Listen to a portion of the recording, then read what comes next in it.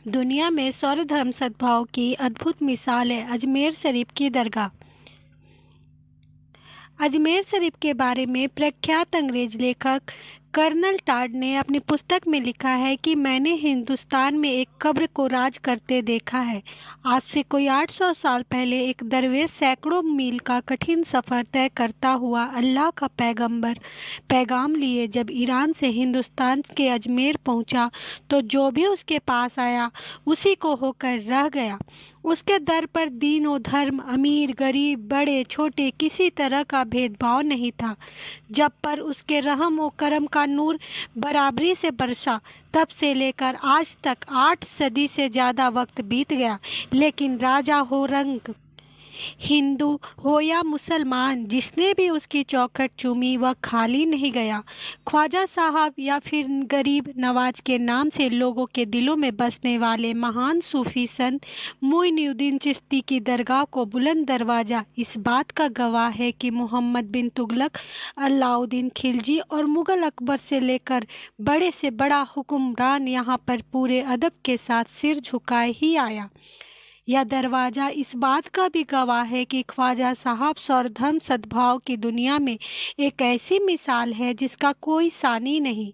महान सूफी संत हजरत ख्वाजा मोइनुद्दीन चिश्ती के अजमेर स्थित दरगाह सिर्फ इस्लामी प्रचार का केंद्र नहीं बनी, बल्कि यहाँ से हर मजहब के लोगों को आपसी प्रेम का संदेश मिला है। इसकी मिसाल ख्वाजा के पवित्र आस्थाने में राजा मान सिंह का लगाया चांद की कटहरा है। वहीं ब्रिटिश महारानी मेरी क्वीन का अकीदत के रूप में बनवाया गया वजू का हौज है।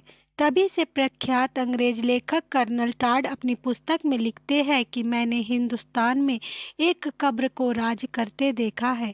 देश की स्वतंत्रता के बाद पहले प्रधानमंत्री पंडित जवाहरलाल नेहरू ने भी ख्वाजा के दरबार में मत्था टेका है। पंडित नेहरू ने ही ख्वाजा साहब के एक खादिम परिवार को अकीदत में महाराज नाम दिया था। इसी परिवार के महाराज यूनुस बताते हैं कि पंडित नेहरू ने ख्वाजा की दरगाह परिसर में महफिलनामे की सीढ़ियों पर चढ़कर दरगाह में उपस्थित जैरीनों से संबोधित किया था, जो कि ऐतिहासिक है। महान कवि रविन्द्रनाथ टैगोर, सरोजनी नायडू, पंडित मदन मोहन मालवीय से लेकर जयप्रकाश नारायण, अटल बिहारी वाजपेयी और इंदिरा गांधी जैसी विख्यात हस्तियों ने ख्वाजा के संदेश को समझा, जाना और अपनी अकीदत के फूल अजमेर आकर पेश किए।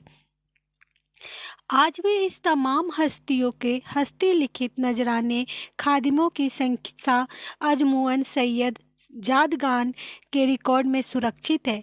दरगाह में अब पहले से ज़्यादा हिंदू परिवार बिना किसी खौफ के रोजाना आ रहे हैं। एक अनुमान के मुताबिक प्रतिदिन 20 से 22 हजार जायरीन अजमेर आते हैं, जिसमें से गैर मुस्लिमों की संख्या 60% से ज़्यादा होती है। यानी ख्वाजा की दर पर माथा टेकने वालों में मुसलमानों से ज़्यादा हिंदू होते हैं। यह इंसानियत का गहवारा है, यह एक दिन में नहीं बना। इसके पीछे ख्वाज गरीब नवाज की इबादत, मेहनत और कर्म का लंबा अनुभव है। सूफीवाद चलाकर ख्वाजा गरीब नवाजा उफ ख्वाजा मोइनुद्दीन चिश्ती ने अपने सभी उत्तराधिकारियों को अपना दर सभी महाजबों के लिए खोलने और सभी के लिए दुआ करने की हिदायत दी थी।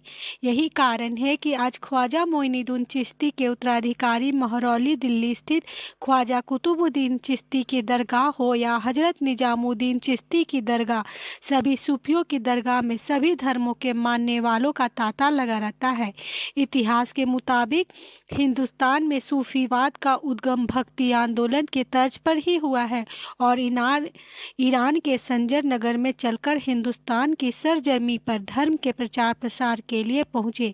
सूफी संत हजरत ख्वाजा मोइनुद्दीन चिश्ती ने जब 11वीं सदी के अंतिम हिंदू सम्राट पृथ्वीराज चौहान के शहर अजमेर को अपना उपासना स्थल और कर्म भूमि बनाई, तो उन्होंने महसूस किया कि यहाँ एक तरफा धर्म नहीं चल सकता।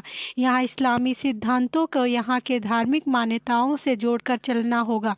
इस दूरदर्शी नज़र के चलते महान सूफी ख्वाजा मोइनुद्दीन चिश्ती ने सांप्रदायिक एकता, भाईचारगी और आपसी प्रेम का पाठ पढ़ाने का मिशन लेकर सूफी परंपरा आरंभ की। सूफीवाद में एक ईश्वर की उपासना तो है, लेकिन सूफी को किसी एक धर्म से जोड़कर देखना नहीं है। यह सबसे बड़ा कारण है कि 800 साल से ख्वाजा की दर पर सभी धर्म के लोग बराबर अपनी आस्था रखने आ रहे हैं। दुनिया भर में धर्म के नाम पर संघर्ष और देश भर में सांप्रदायिक जहर फैलाने वाले तत्वों के बावजूद ख्वाजा की दरगाह में हिंदू, जैन, सिख सभी तरह के विचार रखने वाले धर्म के अनुयायी बड़ी संख्या में अपनी हकीकत का नजराना आज भी पेश करते हैं।